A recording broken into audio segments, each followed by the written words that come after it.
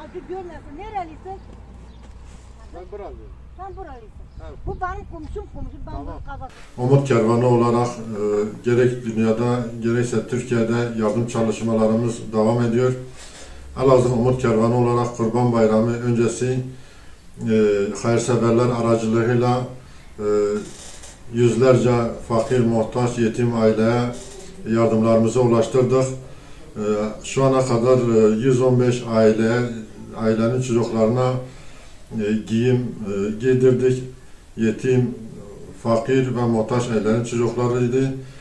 75 aileye gıda paketi ulaştırdık. 25 aileye de kırmızı et ulaştırdık. Toplamda 215 aileye yardımlarımızı ulaştırarak yetim, fakir, muhtaç ailelere umut olduk. İnşallah umut olmaya devam edeceğiz. Hayırseverlerin yardımlarıyla bu fakir ve yetim aileleri sevindirmeye devam edeceğiz. Umut olmaya devam edeceğiz inşallah.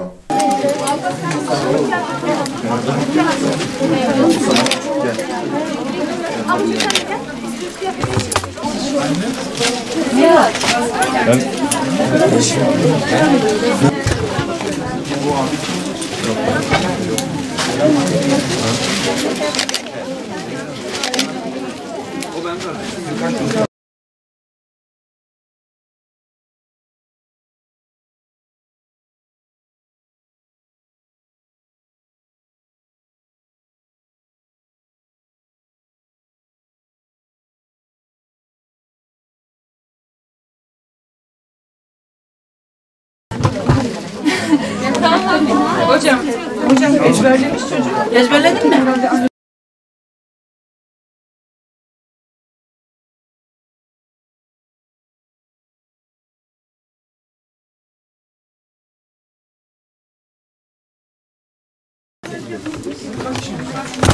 Hadi bitmiş.